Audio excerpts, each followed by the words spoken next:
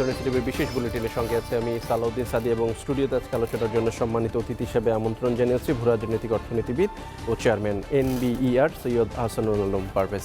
Sir, আপনাকে অসংখ্য ধন্যবাদ এবং কৃতজ্ঞতা জানবেন টিভির পক্ষ থেকে। প্রচণ্ড ব্যস্ততার মধ্যেও সময় দিয়েছেন। আমরা আলোচনা করব আজকের প্রধান খবরগুলো একটু দেখে নেব। শিরোনাম জানবো শুরুতে। আইনশৃঙ্খলা পরিস্থিতির উপর নির্ভর করছে সরকারের সফলতা ব্যর্থতা। ডিসি সম্মেলনে প্রধান উপদেষ্টা বাজারের নিয়ন্ত্রিত ভূমিকা রাখার আহ্বান। দ্বিতীয় পর্বের আখিরি মোনাজাতে শেষ হলো এবারের বিশ্ব ইজতেমা। মুসলিম উম্মার শান্তি ও সমৃদ্ধি কামনা। আমিন আমিন ধ্বনিতে মুখরিত তোরাকবীর। ঢাকায় সিএনজি চালিত অটোরিকশা চালকদের অবরোধ প্রত্যাহার, জরিমানা ও কারাদণ্ড নিয়ে BRT এর নির্দেশনা বাতিল। কুষ্টিয়ার গড়াই নদীতে অপরিকল্পিত ড্রেজিং, 7 বছরে 600 কোটি টাকা খরচ করেও ফিরেনি নাব্য অর্থের অপচয়, হুমকির মুখে জীববৈচিত্র্য। আইনশৃঙ্খলা পরিস্থিতি ঠিক রাখা অন্যতম অগ্রাধিকার, সেই সাথে সরকারি সেবা জনগণের দোরগোড়ায় পৌঁছে দেওয়ার তাগিদ দিয়েছেন প্রধান উপদেষ্টা ডক্টর মোহাম্মদ ইউনূস। সকালে তেজগাঁওয়ে জেলা প্রশাসক সম্মেলনের উদ্বোধনী অনুষ্ঠানে এই আহ্বান জানান তিনি। এ সময় আইনশৃঙ্খলা পরিস্থিতি এবং বাজার দর নিয়ন্ত্রণে ডিসিদের আরও ভূমিকা রাখার নির্দেশ দেন তিনি। পাশাপাশি জেলা প্রশাসকদের নিজ জেলাকে এগিয়ে নিতে প্রতিযোগিতামূলক মনোভাব তৈরির আহ্বান জানান ডক্টর মোহাম্মদ ইউনূস। নুরুদ্দিন খানের প্রতিবেদনে বিস্তারিত। তেজগাঁওয়ে জেলা প্রশাসক সম্মেলনের উদ্বোধনী অনুষ্ঠানে যোগ দেন প্রধান উপদেষ্টা ডক্টর মোহাম্মদ ইউনূস। উদ্বোধন করেন 3 দিনব্যাপী আয়োজনের। এ সময় প্রধান উপদেষ্টা বলেন, আইনশৃঙ্খলা পরিস্থিতি নিয়ন্ত্রণের উপর এখন নির্ভর করছে সরকারের সফলতা ব্যর্থতা। বর্তমান পরিস্থিতিতে শান্তি শৃঙ্খলা বজায় রাখাই সবচেয়ে গুরুত্বপূর্ণ। বাংলাদেশ সরকারকে একটা টিম হতে হবে। এটা টিম ওয়ার্ক। এটা এমন না যে আমি আমার মতো করলাম, ওর মতো করলো, এটা হয় না। আমরা যেহেতু এমন পরিস্থিতি এসেছি, এটা ল অ্যান্ড অর্ডার, একটা শান্তি শৃঙ্খলা বজায় একটা মস্ত বড় ইস্যু হয়ে গেল। এটাতে আমরা কে কি পরিমাণ অগ্রসর হলাম, কি করণীয় আমাদের, এটা একটা 1 নম্বর বিবেচ্য বিষয় আমাদের। এটা যাতে আমরা বিফল না হই, কারণ এটাতেই আমাদের সমস্ত অর্জন।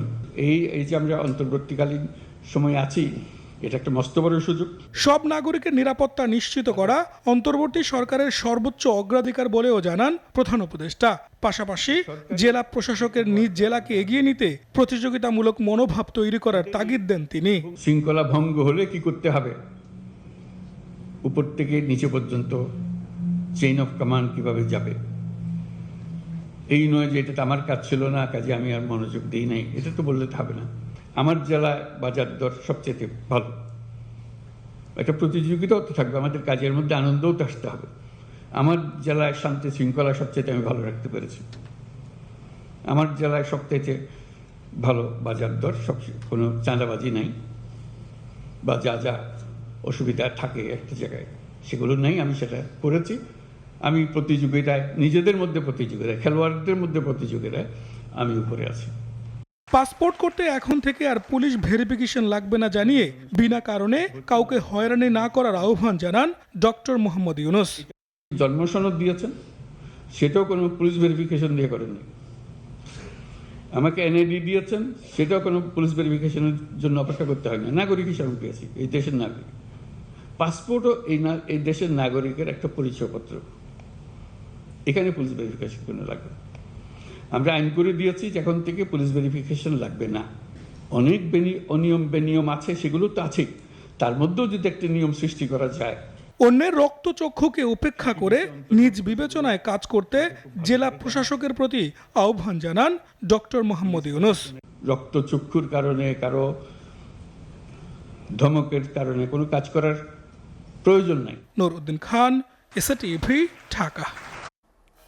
দেশ পুনর্গঠন এবং গণতন্ত্র প্রতিষ্ঠায় নেতাকর্মীদের কাজ করার আহ্বান জানিয়েছেন বিএনপির ভারপ্রাপ্ত চেয়ারম্যান তারেক রহমান। সকালে নড়াইল জেলা বিএনপির সম্মেলনে ভার্চুয়ালি যুক্ত হয়ে তিনি একথা বলেন। দীর্ঘ 16 বছর পর প্রকাশ্যে এই সম্মেলন অনুষ্ঠিত হয়। নড়াইল সরকারি বালক উচ্চ বিদ্যালয় মাঠে সম্মেলনের উদ্বোধন করা হয়। আর দ্বিতীয় পর্ব জেলা শিল্পকলা একাডেমির অডিটোরিয়ামের সভাপতি ও সাধারণ সম্পাদক এবং সাংগঠনিক সম্পাদক পদে ভোট গ্রহণ অনুষ্ঠিত হয়। উদ্বোধনী অনুষ্ঠানে প্রধান অতিথি হিসেবে যুক্ত হন বিএনপির ভারপ্রাপ্ত চেয়ারম্যান তারেক রহমান। সম্মেলন উদ্বোধন করেন চেয়ারপারসনের উপদেষ্টা সাবেক মন্ত্রী আমানুল্লাহ আমান। এ সময় তারেক রহমান নতুন কমিটিকে অভিনন্দন জানিয়ে সঠিকভাবে দায়িত্ব পালনের আহ্বান জানান। জনগণের আস্থার ভিত্তিতে ৩১ দফা বাস্তবায়নে সবাইকে প্রতিশ্রুতিবদ্ধ হওয়ার আহ্বান জানান ভারপ্রাপ্ত চেয়ারম্যান। সামনের দিনে আমরা বাংলাদেশের মানুষের আস্থা অর্জনের মাধ্যমে ৩১ দফার আলোকে আমরা দেশকে গড়ে তুলব। আমাদের সামনে এখন একটি লক্ষ্য, একটি উদ্দেশ্য, সেটি বাংলাদেশকে পুনর্গঠন করা, বাংলাদেশের মানুষের ভবিষ্যৎকে গড়ে তোলা, বাংলাদেশকে রাষ্ট্র ব্যবস্থাকে আবার মেরামত করা। সিএনজি চালিত অটোরিকশা মিটারের ভাড়ার হারের অতিরিক্ত আদায় করলে ৬ মাসের কারাদণ্ড বা ৫০,০০০ টাকা জরিমানার নির্দেশনা বাতিল করেছে বিআরটিএ। রোববার বিআরটিএর পক্ষ থেকে এই তথ্য জানানো হয়। বিআরটিএ জানায় 4 স্ট্রোক 3 হুইলার যান সম্পর্কিত বিআরটিএর ইস্যু করা সাম্প্রতিক নির্দেশনাটি বাতিল করা হয়েছে। পরে রাজধানীর বিভিন্ন সড়কে সিএনজি চালকদের অবরোধ প্রত্যাহার করে যান চলাচলে কোনো রকম প্রতিবন্ধকতা সৃষ্টি না করার জন্য ঢাকা মেট্রোপলিটন পুলিশের পক্ষ থেকে অনুরোধ করা হয়। এর আগে সকালে রাজধানীর বিভিন্ন পয়েন্টে সড়ক অবরোধ করে বিক্ষোভ শুরু করে সিএনজি চালিত অটোরিকশার চালকরা। এতে রাজধানী জুড়ে প্রচণ্ড যানজট সৃষ্টি হয়। ফলে অফিসগামী মানুষ, শিক্ষার্থী সহ সাধারণ মানুষ ভোগান্তির শিকার হন।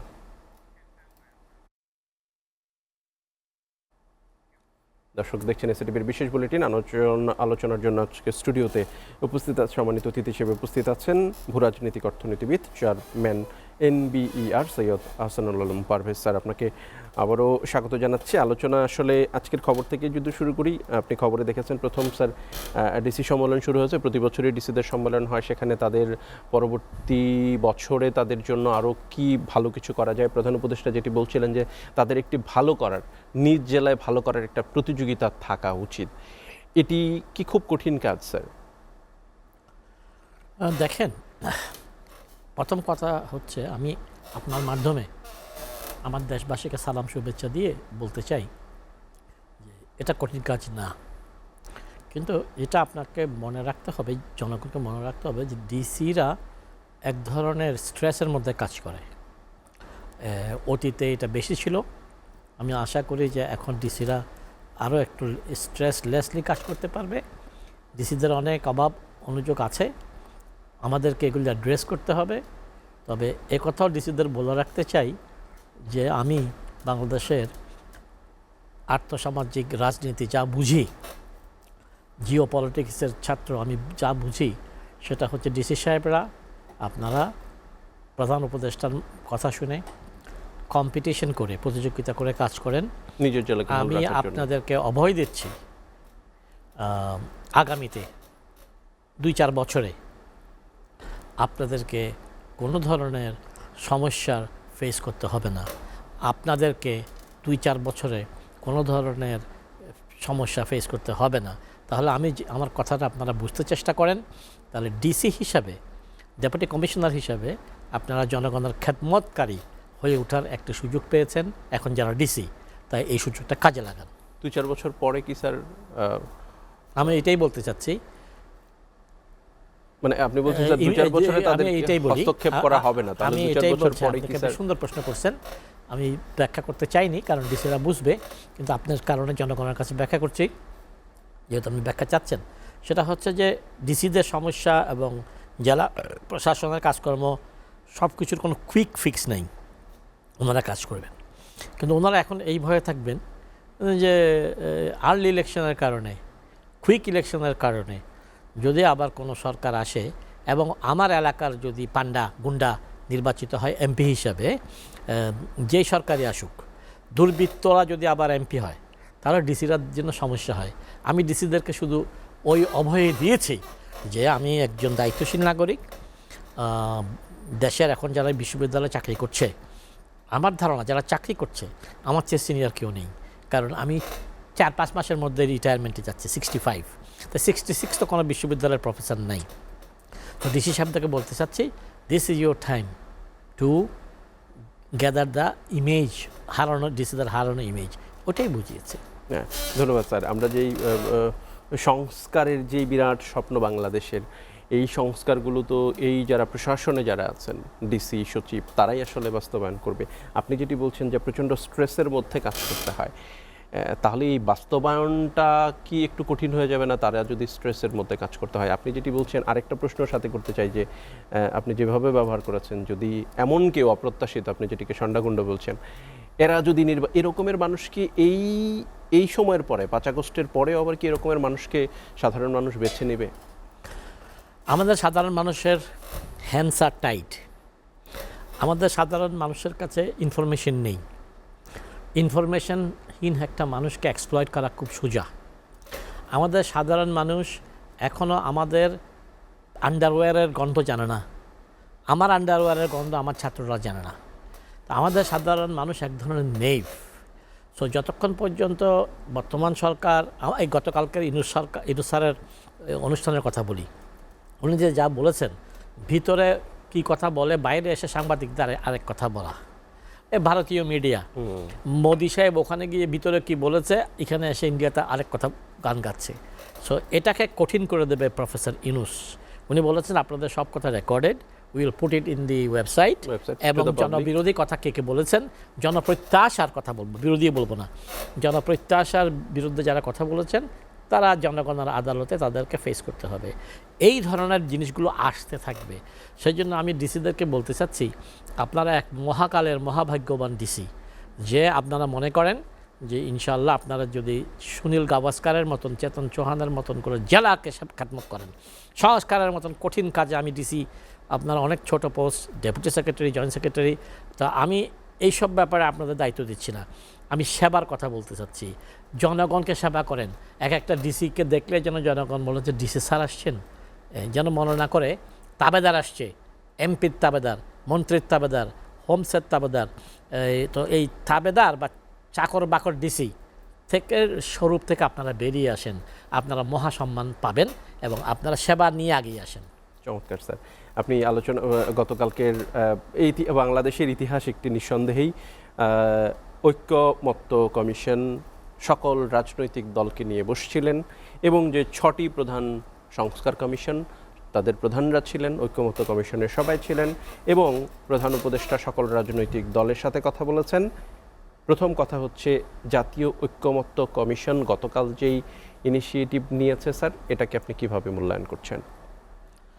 দেখেন, কালকে ওখানে কি হয়েছে এটা মোর অরলেস সবাই জানে, মিডিয়া জানে, ইউনুস স্যার এগুলোকে প্রকাশ করবেন। তাই আমি যে কথাটা বলতে চাই, আমি তো একটু রস করে কথা বলি। ধরেন এখন তো বেশি কথা বলছে বিএনপি, যুক্তিসঙ্গত কারণে। সো সেই বিএনপির যিনি বাংলাদেশের ফাউন্ডার, আমি জেনারেল জিয়া সম্বন্ধে একটা কথা বলতে চাই। এখন অনেক বিএনপি নেতা আছে, তখন হয় নাই, কেউ কম বয়স, আমাদের তো বয়স হয়েছে 67। তো সো আপনার এই জেনারেল জিয়া একটা কথা বলেছিল, I will make politics difficult. So আমি বিএনপির অর্বাচীন নেতাদের, নেইভ নেতাদের, আমি বিএনপির জিও পলিটিক্সের জ্ঞান শূন্য নেতাদের, বিএনপির পক্ষপাতদুষ্ট নেতাদের আমি জানাতে চাই, professor Yunus will make politics difficult. বাংলার জনগণ প্রফেসর ইউনুসের সাথে আছেন, এবং সবচেয়ে বড় কথা হচ্ছে, আমি ইঙ্গিত দিয়েছিলাম, ওরা নেয়নি। ওরা আমাকে মনে করছে যে হু এম আই, আমি কে? আরে ভাই, আপনি কে? আপনি একটা দলের নেতা। আমি বাংলাদেশের কয়েক লাখ মাস্টার ডিগ্রি হোল্ডারের, আমার ছাত্ররা অতিরিক্ত সচিব, আমার ছাত্ররা যুগ্ম সচিব, আমার ছাত্ররা ডিআইজি, আমি সেই শিক্ষক প্রফেসর পারভেজ। তো আমি যেটা ওনাদেরকে বলতে চাচ্ছি যে বস্তা পচা রাজনীতির কথা ভুলে যান। আমি এখনও বিএনপি নেতাদেরকে, সব রাজনৈতিক দলের নেতাদেরকে আমি যেটা বলতে চাই, এভরিবডি, আওয়ামী লীগও, জামাতও, সবাইকে বলতে চাই যে বস্তা পচা রাজনীতির কথা ভুলে যান। জুলাই আগস্ট মাসে এক সাগর রক্ত দিয়ে আমার ছাত্ররা নতুন ধারার রাজনীতি করবে, যেটা তাদের ভাষায় হচ্ছে। তাদের ভাষায় আমি বলতে চাই, যদি আপনারা আজকেও আমাকে বিশ্বাস করেন, যদি আপনারা ডাইনোসরের মতন হারিয়ে যেতে না চান, তাহলে আপনারা মনে করেন রাজনীতিতে নতুন ব্যবস্থা আসবে। এই নতুন ব্যবস্থার রাজনীতির সঙ্গে প্রত্যেকটা রাজনৈতিক শক্তি যত তাড়াতাড়ি অ্যাডজাস্ট করতে পারবে, তারা তত রাজনীতিতে সামনে আসনে গিয়ে বসতে পারবে আগামী দিনে।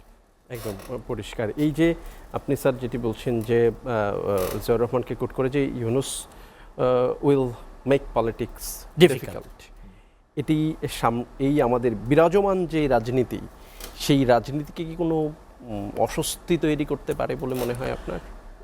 আমাদের বিরাজমান রাজনীতির ভিতরে হুন্ডা গুন্ডা যে রাজনীতি, ওরা বিব্রত অবস্থায় পড়বে। চাঁদাবাজির রাজনীতি বিব্রত অবস্থায় পড়বে। জবরদখল চাঁদাবাজ, নতুন যত মন্ত্রী তত ব্যাংক তত ইউনিভার্সিটিগুলো দেখেন, ব্যাংকগুলো দেখেন, প্রত্যেকটার পিছনে কোনো না কোনো সরকারের মন্ত্রী এমপিরা আছে। তো এরা তো বিব্রত হবেই। অর্থাৎ খাওয়া দাওয়া করার জন্য আগামী দিনের নেতৃত্বকে, রাজনৈতিক নেতৃত্বকে খাওয়ার জন্য, লুট করার জন্য, শোষণ করার জন্য একটু সুশীল হতে হবে। তার মানে হরিলুট করার পথ ইউনূস সাহেব বন্ধ করবেন বাংলার মানুষের সম্মতিতে। ইউনূস স্যারকে আমি শুধু একটা কথাই বলতে চাই, প্রফেসর ইউনূস স্যার, আমি তো রিটায়ার করতেছি, আপনার ছাত্রদের মধ্যে একজন, আপনাকে আমি সবসময় তির্যক কমেন্ট করেছি। আপনাকে আমি তির্যক কমেন্ট করেছি যে আপনি সাধারণ মানুষের ভাষা বুঝছেন না। আপনাকে আমি এখন কংগ্রেচুলেট করতে চাই যে গতকালকে সেই মিটিংয়ের পরে আপনার কথাগুলো শুনে আমি বুঝতে পেরেছি আপনি সাধারণ মানুষের মনের বাসনা বুঝতেছেন। শুধু আপনি এখনও কোনো বাস্তব বা শক্তিশালী পদক্ষেপ নিতে পারেন নাই বাজার দর নিয়ন্ত্রণ করার, কিন্তু কিন্তু আপনি আইনশৃঙ্খলার ব্যাপারে বলেছেন, সত্য কথা বলেছেন যে দেশে তো এখনও কোনো নিয়মকানুন নাই। এটা মানুষকে বুঝতে হবে। সংবিধান আমরা হ্যাংড করেছি। বিগত সরকারের দূষিত কুলুষিত সংবিধান নিয়ে বাংলাদেশ চলবে না আর, এটা সবাইকে জানতে হবে। এবং জনগণের পক্ষের একটি সংবিধান, গরিবের পক্ষের একটা সংবিধান, মধ্যবিত্তের পক্ষের একটা সংবিধান, শ্রমজীবী মানুষের পক্ষের একটা সংবিধান, পেশাজীবী মানুষের পক্ষের একটা সংবিধানকে এনারা নিয়ে আসতেছেন। এ ব্যাপারে আলী রিয়াজ ভাইকেও আমি সাধুবাদ জানাই এবং এটা আপনারা রেফারেন্ডামে দিয়ে দেন। আপনারা দেখবেন সকল অশুভ দুষ্কৃতিকারী রাজনৈতিক শক্তি পিছনের লাইনে কাতারে চলে যাবে। তাই আমি মনে করি নতুন সংবিধান করতে হবে। আওয়ামী লীগের বিরুদ্ধে না, বিএনপির পক্ষে না, এই গভর্নমেন্টের পক্ষে না, বাংলার মানুষের পক্ষে, ফর দ্য পিপল, একটা প্রো পিপল এটাকে করবেন এবং এটা রেফারেন্ডামে দেন। ধন্যবাদ স্যার। একটি প্রশ্ন করেই আসলে বিরতিতে যেতে চাই, সেটি হচ্ছে ডক্টর মোহাম্মদ ইউনূস গতকাল অনেক এই বক্তব্য নিয়ে প্রচুর প্রশংসাসূচক বাক্য অনেকেই বলেছেন প্রথম অধ্যায় শেষ হয়েছে অন্তর্বর্তীকালীন সরকারের, দ্বিতীয় অধ্যায় শুরু হয়েছে এই বৈঠকের মধ্য দিয়ে। আপনার কাছ থেকে বিরতির পরে এসে প্রথমেই জানতে চাইব কেমন ছিল ডক্টর মোহাম্মদ ইউনূস সরকারের প্রথম অধ্যায়। দর্শক, এসটিভির বিশেষ বুলেটিন একটা বিরতি নিচ্ছে, সাথেই থাকুন।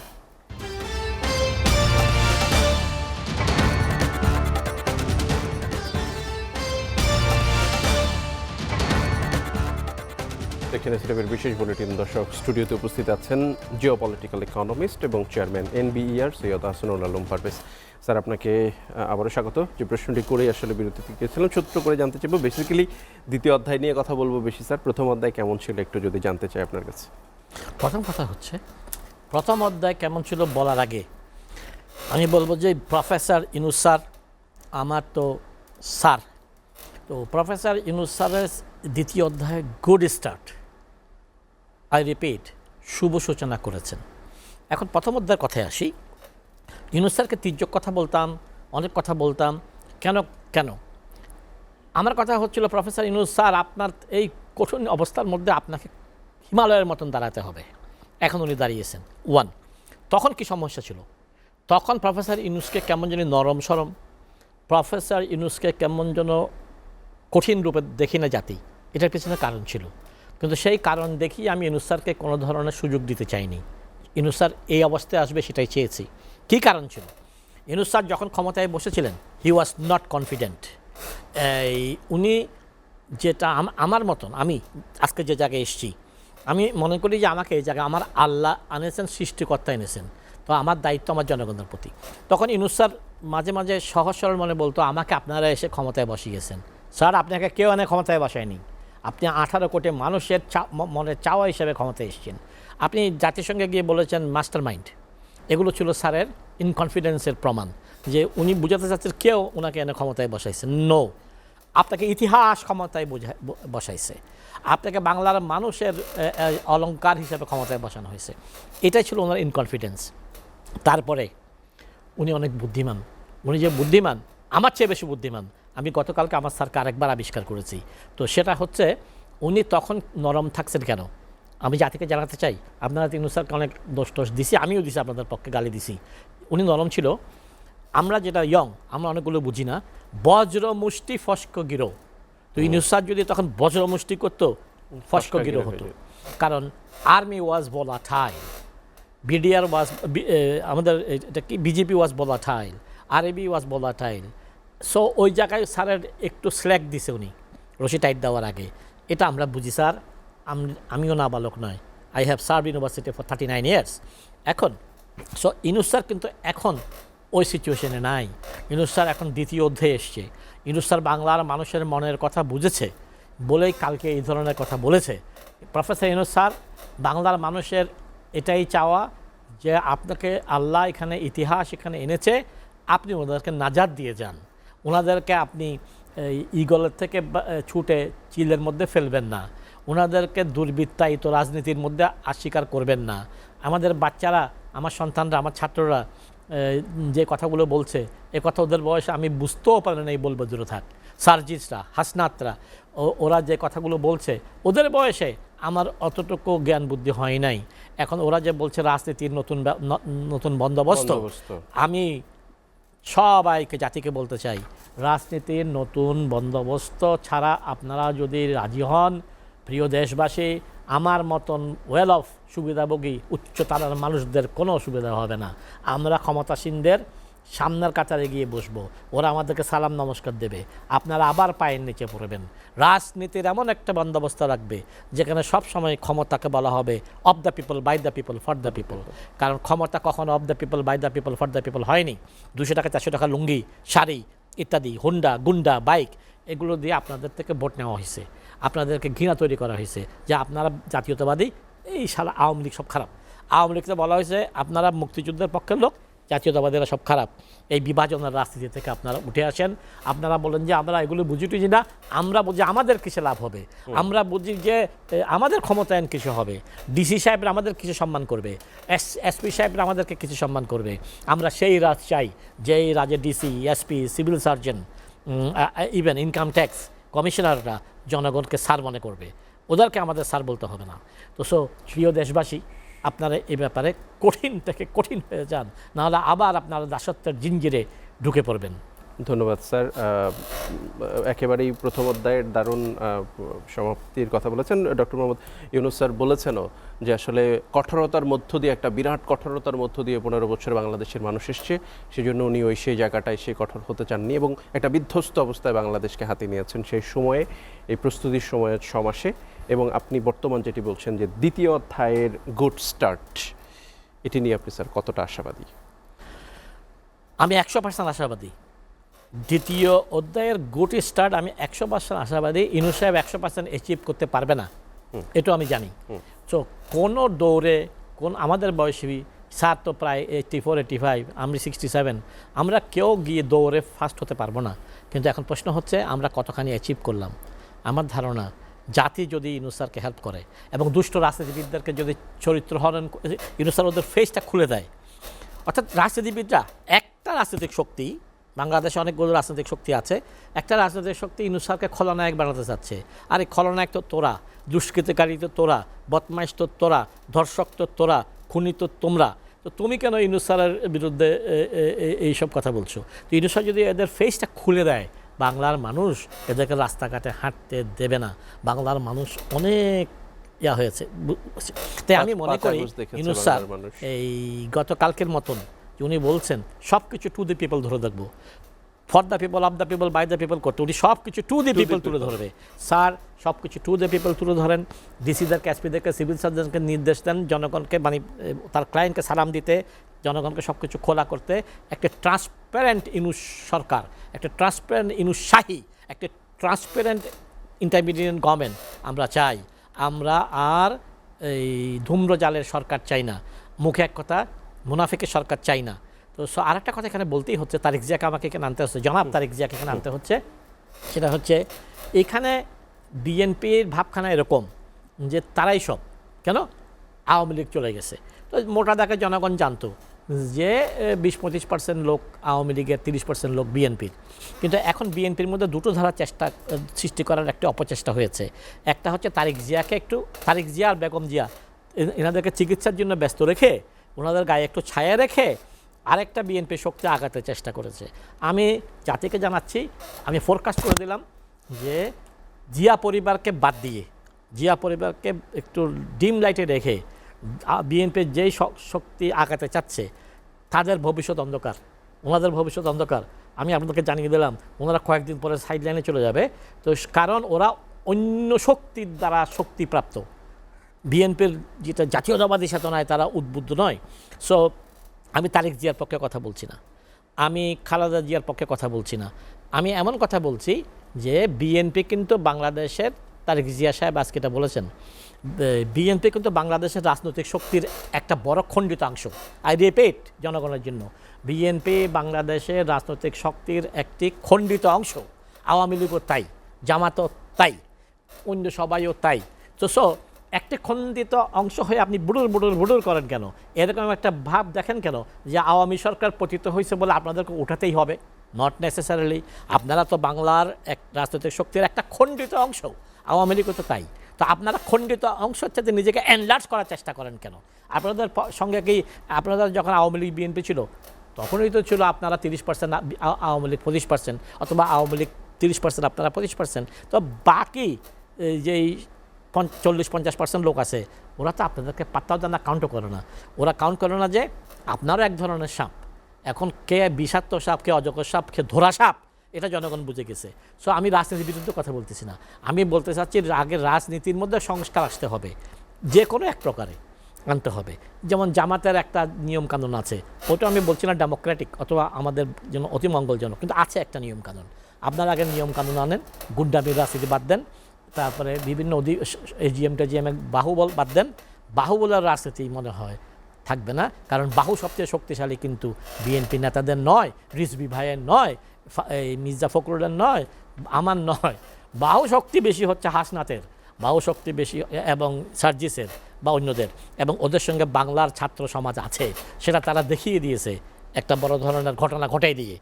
এবং এই ধরনের ঘটনার জন্য আগামী দিনে জনবিরোধী দুষ্কৃতিকারী রাজনৈতিক নেতাদের বাসভবন এই ধরনের আক্রান্ত না হয়, সেটার জন্য আমি আল্লাহর কাছে মোনাজাত করি, ছাত্রদেরকে সংযম ধরতে বলি, এবং আপনাদেরকে বলি যে লাগাম টানেন চিন্তা ভাবনা।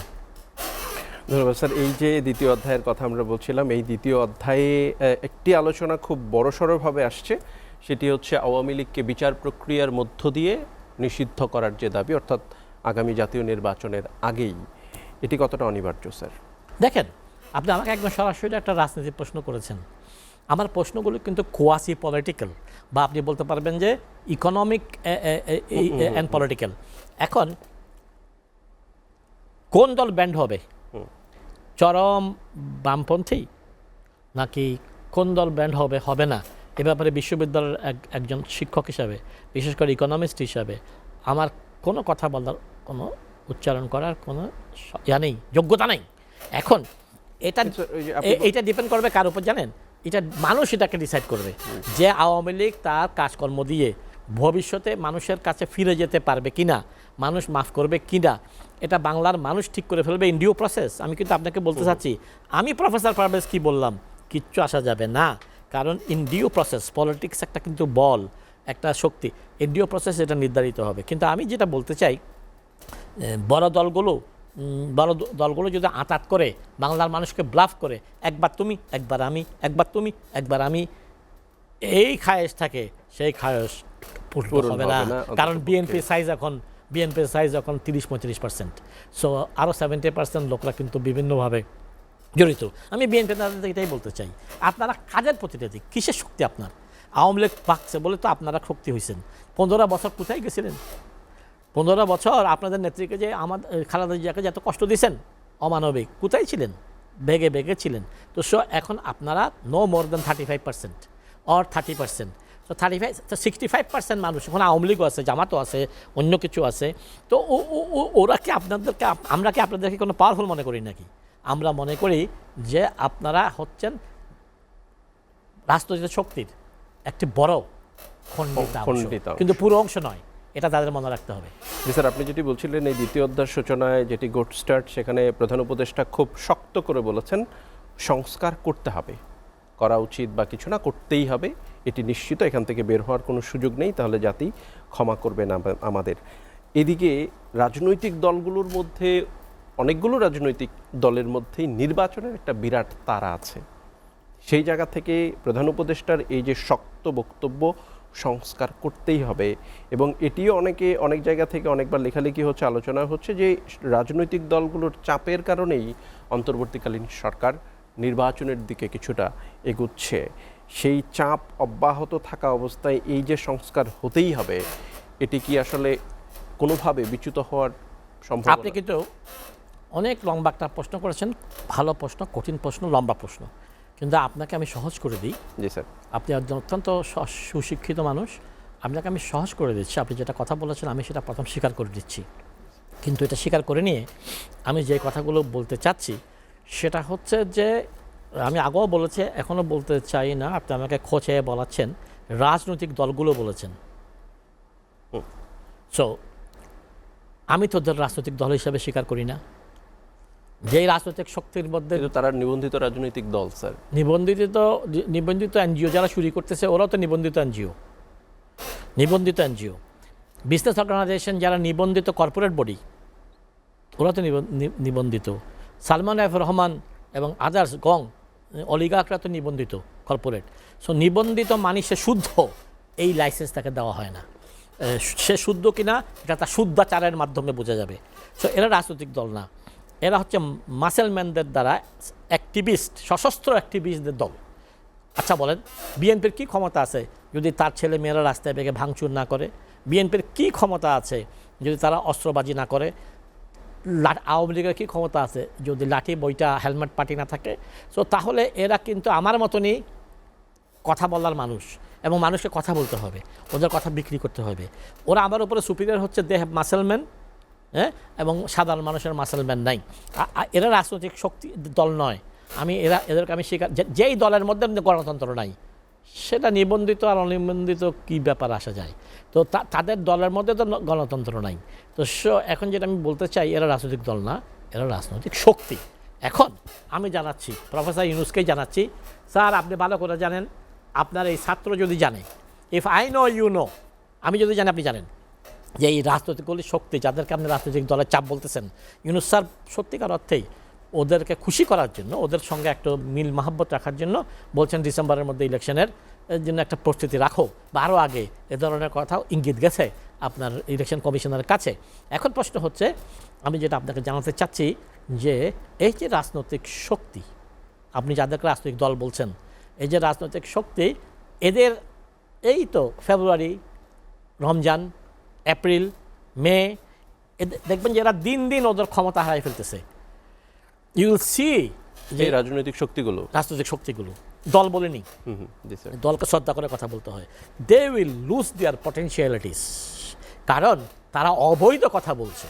এখন ওরা, আমি তাদের চ্যালেঞ্জ করতে চাই, বিএনপিকে, এনি পার্টিকে, যদি আপনারা সংস্কার আগে, নির্বাচন আগে এই কথাটা বলতেছেন, why don't you tell professor Yunus, সংস্কার আগে না নির্বাচন আগে রেফারেন্ডাম দেন।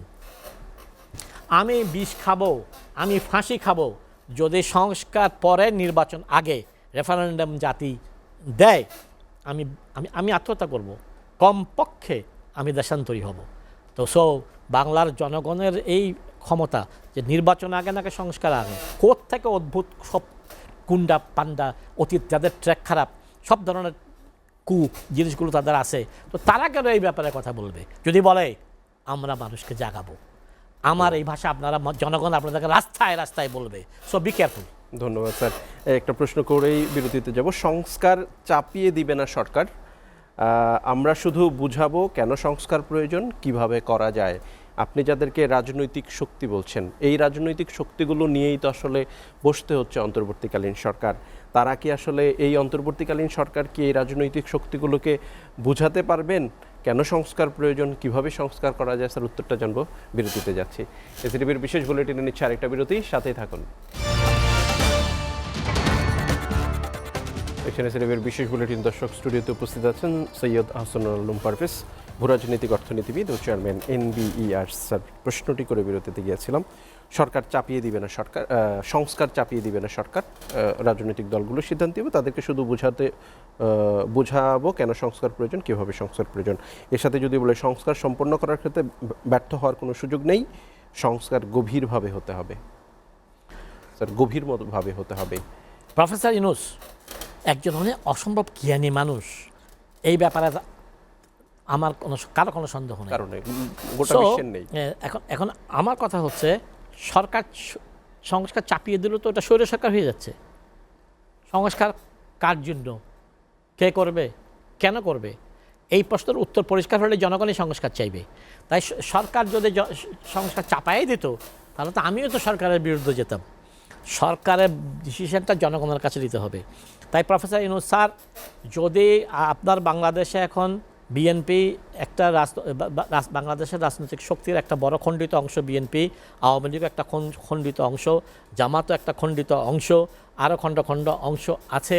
সো স্যার, এই বিএনপির যে খণ্ডিত অংশ আছে ওদের বিরুদ্ধে বাকি 35% 40% যে রাজনৈতিক শক্তি আছে, আমি আওয়ামী লীগ নিয়ে কোনো কথা বলছি না, যে আরও 40% মানুষের যে রাজনৈতিক শক্তি আছে তাদেরকে একাতাবদ্ধ করেন, তাহলে ওনারা অটোমেটিক আপনার ডিসপার্সড হয়ে যাবে। আর ইউনূস স্যারের কাছে সেকেন্ড ইনিংসে আমি যেন ভুলে না যাই, স্যার আপনার কাছে আমার দাবি আছে, সেইটাই এখন বলতে চাচ্ছি। আপনার সেকেন্ড ইনিংস দ্বিতীয় অধ্যায়ে আমি আপনাকে প্রথমে কংগ্রাচুলেশন করেছি যে আপনি 6 মেরেছেন, কত মেরেছেন আমরা জানি না, 6 নাকি ক্রিকেটে নাকি হাইয়েস্ট, 8 মারছেন তো আর বলতে পারতেছি না। আচ্ছা, আপনি ছক্কা মেরেছেন। এখন আপনাকে যেটা করতে হবে, বাংলার মানুষের পক্ষে আমাদের বাজেট আসতেছে সামনে। স্যার, এই প্রশ্নটা আপনাকে করতে হবে, আপনাকে গরিবের অর্থনীতিবিদ বলা হয়। এই সামনের এই বাজেটেও আমরা দেখি যে 8 লক্ষ কোটি টাকার বাজেট, যেটা গত সরকার বলতো বিলাসী বাজেট, ফুটানির বাজেট, 7.5 লক্ষ কোটি টাকার বাজেট। এই অন্তর্বর্তীকালীন সরকারও 8 লক্ষ কোটি টাকার বাজেট প্রণয়ন করতে যাচ্ছে। গরিবের অর্থনীতিবিদ হিসেবে এই টাকা আসলে সাধারণ মানুষের কাছে পৌঁছানোর কি রাস্তা তৈরি করে যাবেন, নাকি বাজেটটাও আসলে পূর্বের সরকারেরই? এই বাজেট নিয়ে আমার একটি কথা, এটার জন্য ইউনূস স্যারকে ব্লেম করে লাভ নেই। এটা যারা বাজেট প্রণয়ন করে সেখান থেকেই উঠে আসে, পরে সিদ্ধান্ত নেবে স্যার। আচ্ছা, এখন এটা সালাউদ্দিন ভাই বেশি চিন্তা করবে, তার চেয়ে বেশি করে আরও বেশি চিন্তা করবে হচ্ছে এনবিআর। প্রথম কথা হচ্ছে, এত বড় বাজেট নিলে এরকম একটা বড় বাজেট করার প্রয়োজন পড়ে যখন সরকার মনে করে যে এটা খরচ করার সক্ষমতা আমার নাই, তাহলে এই টাকাটা আমরা অন্য জায়গায় খরচ করব, টাকা ছাপানোর একটা সুযোগ সৃষ্টি হয়। তো বাজেটের সাইজ বড় বলতেছে, এটা নিয়ে আমি কোনো কমেন্টস করবো না, আপত্তিও নাই, কিন্তু এই বাজেট খরচ করার সক্ষমতা বর্তমান নাই, তাই এটা নিয়ে আমার কোনো মাথা ব্যথা নাই। এখন কথা হচ্ছে, বাজেট আপনি যাই করেন, 8 লক্ষ কোটি, 7.5 লক্ষ কোটি, 7 লক্ষ কোটি, ইভেন আরও কম, ওই বাজেটের কত অংশ বাংলার কৃষক, শ্রমিক, মজদুর পাচ্ছে? ওই বাজেটের কত অংশ আমাদের 8 থেকে 15 হাজার টাকা বেতন ড্রাইভার, দারোয়ান, গার্মেন্টসের মেয়েরা পাচ্ছে? ওই বাজেটের কত অংশ মিডল ক্লাস লোকরা সার্ভিস পাচ্ছে? এটা নিশ্চিত করতে হবে ইউনূস স্যারকে। তাই আমি বাজেটকে আমরা যদি অ্যানালাইসিস করি, বাজেটের যে হিস্সা, সেখানে কৃষকের হিস্সা, মজদুরের হিস্সা, শ্রমিকের হিস্সা, শ্রমজীবীর হিস্সা, গার্মেন্টস মেয়েদের হিস্সা, এবং একেবারে যারা আরও অসহায়, যাদেরকে আমরা সামাজিক নিরাপত্তা বেষ্টনী, স্যার সামাজিক নিরাপত্তা বেষ্টনীকে ডাবল করার জন্য সালাউদ্দিন ভাইকে নির্দেশ দেন, নাহলে আপনাকে উনি ডুবাবে। সো আমরা আপনার হয়ে এসব কথা বলতেছি, আপনাকে এইভাবে কথা বলার পর যদি আপনি না করেন, বাংলাদেশের সাধারণ মানুষ আপনাকে কিন্তু বলবে যে পারভেজ স্যার তো বলেছে, আপনার ছাত্র তো বলেছে, তা আপনি তাও করেন নাই কেন? আমি এই এজেন্সিগুলোকে, ডিজিএফআই, এনএসআই বা যারাই টকশোগুলোকে নিয়ে একটা রিপোর্ট তৈরি করেন, ওনাদেরকে বলতে চাচ্ছি, আমার কোনো কথা ভালো না লাগলে ওটাও রিপোর্ট করেন, কিন্তু আমার এই ভালো ভালো কথাগুলোকে প্রধান উপদেষ্টাকে বলেন যে এটাই সাধারণ মানুষের কথা। আর স্যারকে আমি এবার আরও ভালো করবে এই জন্যই বলছি যে স্যার সাধারণ মানুষের কথা, সংস্কারটা সাধারণ মানুষের দাবি, কিন্তু স্যার কেন জানি, আচ্ছা না স্যার কেন জানি না, স্যার ভদ্র আচরণ করতেছে ওদের সঙ্গে। Professor Yunus is a very decent person, more decent than me, হবেই, বয়সে বেশি। তো এখন যেটা হচ্ছে, সংস্কার তো বাংলার আপামর মানুষের দাবি, এটা যদি আমার কথাকে স্যার সন্দেহ করে অথবা বিএনপির ভয়ে উনি অন্যদিকে যেতে চায়, স্যার গিভ এ রেফারেন্ডাম, সংস্কার আগে না নির্বাচন আগে, রেফারেন্ডাম দিন, শিক্ষা হয়ে যাবে দুষ্কৃতিকারী রাজনৈতিক শক্তিগুলোর। এই রাজনৈতিক শক্তিগুলোই যখন সংস্কারের তো একটি ইস্যু আছেই, সেই ইস্যুর সাথে সাথে একটা নতুন ইস্যু যুক্ত হয়েছে রাজনৈতিক দলগুলোর মধ্যে, যেটা নিয়ে বিবাদ আছে, সেইটি হচ্ছে স্থানীয় সরকার নির্বাচন হবে আগে নাকি জাতীয় সরকার নির্বাচন হবে আগে। সরকারের পক্ষ থেকে বলা হচ্ছে যে নীতিগত সিদ্ধান্ত নেওয়া হয়েছে জাতীয় নির্বাচনের আগে স্থানীয় সরকার নির্বাচনের। কিন্তু রাজনৈতিক দলগুলো বলছে, বড় রাজনৈতিক দলগুলো বলছে কোনোভাবেই জাতীয় নির্বাচনের আগে স্থানীয় সরকারের নির্বাচন হওয়ার পক্ষে তারা না। স্যার উত্তরটা জানবো, তার আগে আপনার এর আগের উত্তরটা থেকে একটু জানি স্যার। আকবর আলী খান স্যার তার পরার্থপরতার অর্থনীতিতে বলেছিলেন যে বাংলাদেশের অর্থনীতির ক্ষেত্রে সিদ্ধান্ত তারাই নেয় যারা আসলে অর্থনীতি বুঝেন না। উনি গল্পে গল্পে বলছিলেন যে একবার একজন সচিবকে আমি বুঝাতে গিয়েছিলাম অপরচুনিটি কস্ট কি। ওই সচিব উত্তরে বলেছিলেন যে অপরচুনিজমকে আমি পছন্দ করি না। তার মানে অপরচুনিটি কস্ট জিনিসটা আসলে উনি বুঝিনি না, কিন্তু অর্থনীতির বড় সিদ্ধান্ত নেন। এটি যদি হয়, আকবর আলী খান স্যার তার নিজের অভিজ্ঞতা থেকেই বলেছেন, আমাদের অর্থনীতিটা কি স্যার এইভাবে আসলে নিয়ন্ত্রিত হচ্ছে, বা বাজেট যে প্রণয়ন হচ্ছে আদতেও কি যারা বাজেট প্রণয়ন করছেন ইনিশিয়ালি সাচিবিক কাজগুলো যারা করছেন, দেখেন কীরকম? আমার বয়স তো হচ্ছে ধরেন 66 অফিসিয়ালি, আর একটু বেশি আনঅফিসিয়ালি। হ্যাঁ, সো এখন ধরেন আমি তো রিটায়ারমেন্টে যাচ্ছি জুন মাসে, এবং আরও 1 বছর আমি সরকারি চাকরিতে থাকবো PRL-এ। এখন আমার প্রশ্নটা হচ্ছে আপনার প্রতি, আপনি যে গুরুত্বপূর্ণ প্রশ্ন করেছেন, এটার উত্তরটা হচ্ছে খুব সিম্পল। আমাদের ব্যুরোক্রেসির অবস্থা কি? আকবর আলী খান বনাম সচিব, সেই সচিব, সব সচিব না। তো ওই সময় প্রত্যেক সময় আমি একটা প্লাস্টিকের এনমামদের চেয়ারের উপর একটা ছাগল বসিয়ে আমি সবসময় ফেসবুকে দিতাম কি, ছাগল অন দ্য চেয়ার, ঠিক আছে? তো এটা সবসময় আমার ফেসবুক যারা দেখবেন তারা দেখবেন এটা। তাই এখানে আমার উত্তর দেওয়ার কিছু নেই। এখন লোকাল গভর্নমেন্ট ইলেকশন আগে না জাতীয় ইলেকশন আগে, এ ব্যাপারে আপনার প্রশ্নে আমি আপনার ট্র্যাপে পা দেবো না, কারণ this is a political question. এই ক্ষেত্রে আমি বাংলাদেশের সাধারণ মানুষদেরকে, শুধু আপনি প্রশ্ন দিয়েছেন খুব গুরুত্বপূর্ণ, শুধু বলে দেবো যে প্রিয় দেশবাসী, আমার গরিব বন্ধুরা, লোকাল গভর্নমেন্ট আগে হলে, স্থানীয় সরকার আগে হলে, জাতীয় নির্বাচন পরে হলে, বা জাতীয় নির্বাচন আগে হলে স্থানীয় সরকার পরে হলে পক্ষে বিপক্ষে যুক্তি আছে। আপনাদের যেটা লাভ আপনারা সেই দিকে যান, আপনাদের যেটা লাভ। এখানে এটার বিপক্ষে যুক্তি হচ্ছে আমাদের এমপিরা কতখানি সজ্জন ব্যক্তিরা, ভদ্রলোকরা, শিষ্ট লোকরা এমপি হবে আবার আমরা জানি না। তাদের কতজনের বিরোধী দেখবেন যে এমপি হয়ে গেছে, মার্ডার কেস আছে, রেপ কেস আছে, জায়গা দখল করার কেস আছে। সে তো তার উপজেলা চেয়ারম্যান, তার ইউনিয়ন পরিষদের চেয়ারম্যান, সব তো তার দলের, তার নিজের গুন্ডাপান্ডা নিয়ে আসবে। এটা হচ্ছে একটা সমস্যা। আবার যদি আগে লোকাল গভর্নমেন্ট ইলেকশন হয়ে যায়, তাহলে যদি জনগণের সত্যিকারের যদি সংস্কার পক্ষের লোকরা ওখানে এসে যায়, তাহলে আবার বিএনপির অসুবিধা হয়ে যাবে। তো আমি সিসিম ফাঁক করে দিচ্ছি, আমি কোনো পক্ষে যাচ্ছি না। আমি বাংলার মানুষ দেখবে আগে কোনটা হলে তাদের লাভ, আপনারা অ্যানালাইসিস করেন, আমরা আমাদের গবেষণা কেন্দ্র থেকে অ্যানালাইসিস করে আপনাদেরকে জানাবো। আর একটা কথা বোধহয় আপনি বারবার বলতেছেন, আমি সেটা বারবার বলতে চাই যে এইবার বাজেটটা জনবান্ধব, গণবান্ধব, গরিব বান্ধব হবে, এটা নিশ্চিত করতে বলছি। সোশ্যাল সেফটি নেট, সামাজিক নিরাপত্তা বেষ্টনীকে ডবল করতে বলছি। আর আইন শৃঙ্খলার ব্যাপারে ইউনূস স্যারকে আমি চাপ দেব না, কারণ এখনও পুলিশ খুব ফর্মে আসে নাই। হ্যাঁ, তো এই ক্ষেত্রে কিছু জায়গায় উনি ইনডাইরেক্টলি হয়তো আমাদেরকে উপদেশ দিতে পারে। অর্থাৎ জনশক্তি বলে একটা শক্তি আছে, গণশক্তি বলে একটা শক্তি আছে। জনশক্তির উপরে কোনো ওষুধ নাই, মায়ের উপরে কোনো ওষুধ নাই। আমাদের দেশে আমেরিকাতে 1 মিনিটে লাইট চলে গেলে কী হয়, আর আমাদের দেশে সারা রাত লাইট থাকে না, কিছু হয় না। আমাদের একটা সামাজিক শক্তি আছে, সেই সামাজিক শক্তি দুষ্টদেরকে দূরে রাখে।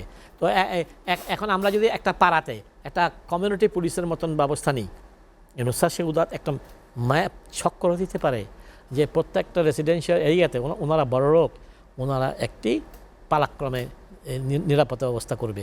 ইউনিয়ন পরিষদে সেরকম হবে। It can solve the problem.